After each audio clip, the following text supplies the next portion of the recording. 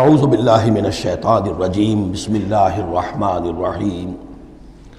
اب یہ آخری رکوع آ گیا ہے سورہ مبارکہ کا۔ اس میں یہ مضمون ایک اور تیکھے انداز میں آ رہا ہے کہ دنیا کی زندگی میں جب انسان گم ہو جاتا ہے تو در حقیقت یہی سب سے بڑی گمراہی ہے اور یہی سب سے بڑا کفر ہے اور یہی سب سے بڑا دجل ہے کہ دنیا نے آپ کو آخرت سے غافل کر دیا، دنیا نے آپ کو اللہ سے غافل کر دیا۔ یہ دنیا اور اس کی چمک دمک سے آپ اتنے متاثر ہوئے اور گرویدہ ہوئے اور اس عروس ہزار داماد کے ایسے عاشق ہوئے کہ آپ اللہ کو بھول گئے۔ یہ دجل ہے اصل، دجالیت یہ ہے اصل۔ باقی ایک شخص دجال وہ ایک الگ جگہ ہے اپنی جگہ پر جس کا فتنہ آنا ہے، اور اس کے ضمن میں بھی میں نے عرض کیا تھا کہ میری کچھ تحقیق ہے لیکن میں ابھی اس کو روک رہا ہوں، مزید اس کی توثیق اگر مجھے ہو گئی تو پھر میں وہ باتیں بیان کروں گا، اس لیے کہ اس مسئلے میں علماء کے مابین کافی شدید اختلاف ہے۔ افحسب الذین کفروا ان یتخذوا عبادی من دونی اولیاء، کیا کافروں نے یہ سمجھا ہے کہ وہ میرے بندوں ہی کو میرے مقابلے میں اپنے حمایتی بنا لیں گے؟ عیسیٰ میرا بندہ ہے، کیا وہ میرے مقابلے میں آ کر تمہاری حمایت کرے گا؟ عبد القادر جیلانی میرے بندے ہیں، کیا وہ میرے مقابلے میں آ کر تمہاری مدد کریں گے؟ کیا تم نے سمجھا میرے بندوں کو وہ میرے مقابلے میں من دونی اپنا حمایتی بنا لیں گے؟ انا اعتدنا جہنم للکافرین نزلا، ہم نے ایسے کافروں کے لیے جہنم کو بنا رکھا ہے ابتدائی مہمان نوازی کے لیے، ان کی مہمان نوازی ہوگی جہنم میں۔ قل هل ننبئکم بالاخسرین اعمالا، یہ ہے اس صورت کا عمود۔ جو میں نے کہا تھا کہ پہلے رکوع کے اندر انا جعلنا ما علی الارض زینۃ لہا لنبلوہم ایہم احسن عملا، یہ سمجھیے کہ ایک کھونٹا تو وہاں گڑا ہوا ہے، دوسرا کھونٹا یہ ہے قل هل ننبئکم بالاخسرین اعمالا، کہیے ان سے کیا ہم تمہیں بتائیں اپنے عمل، اپنی محنت، اپنی جد و جہد، بھاگ دوڑ، اپنی سعی جو ہے اس کے اعتبار سے سب سے زیادہ گھاٹے میں کون ہے؟ محنت تو ہر ایک کر رہا ہے، جیسے کہ حضور نے فرمایا کلو نفس یغدو فبائع نفسہ،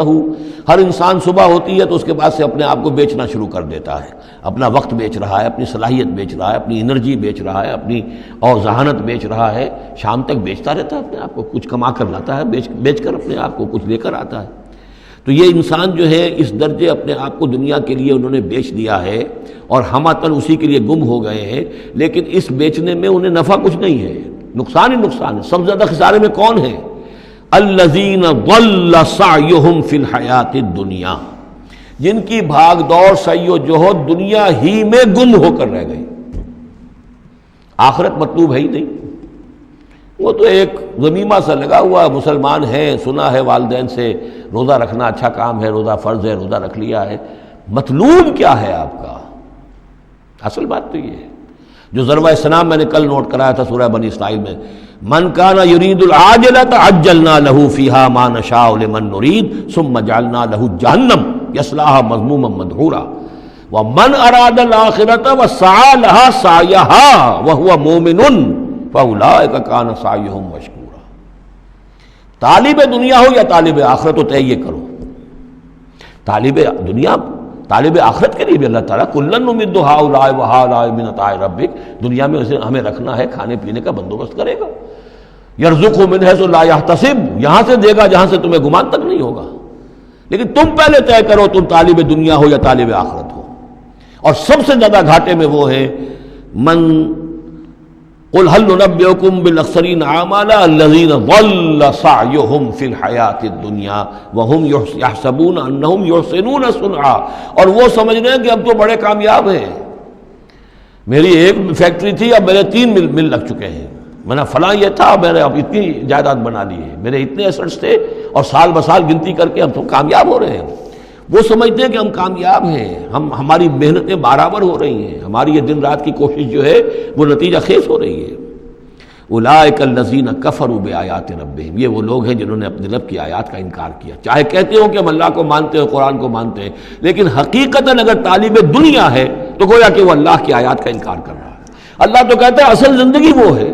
وَإِنَّ دَارَ الْآخِرَةَ لَهِيَ الْحَيَوَانُ، تم اصل زندگی اس کو سمجھے بیٹھے ہو، تو تم نے کہا اللہ کی بات کی تصدیق کی، تم نے تو اللہ کی بات کو جھٹلایا ہے۔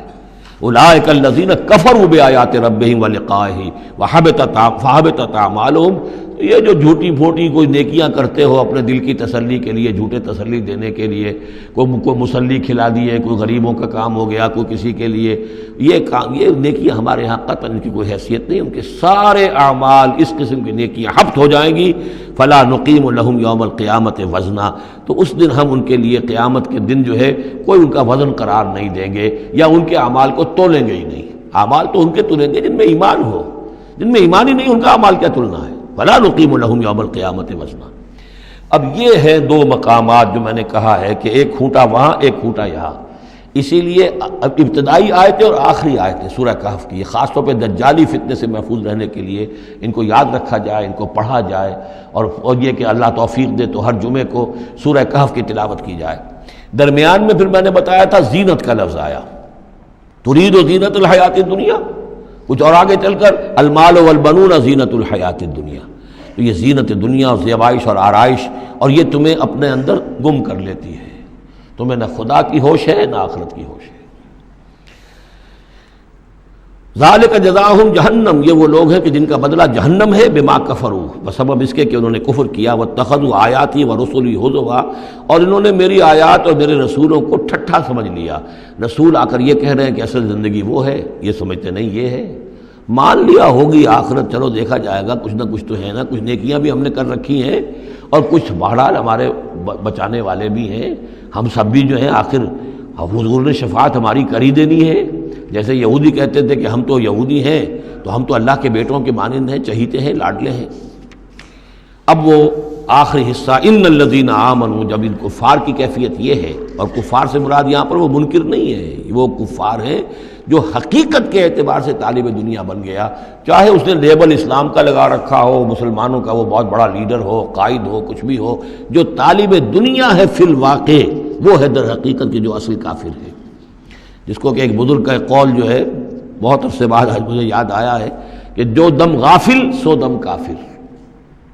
اسی طرح جو شخص طالب دنیا ہے حقیقت میں وہ کافر ہے۔ قانوناً وہ مسلمان ہوگا، مسلمان ہو، مسلمانوں کا لیڈر ہو، وہ پیر ہو، وہ کوئی بڑا عالم ہو، کچھ بھی ہو، لیکن طالب دنیا، اصل طالب دنیا کا ہے یا آخرت کا، یہ طے کرنے والی بات ہے۔ صدق اللہ العظیم۔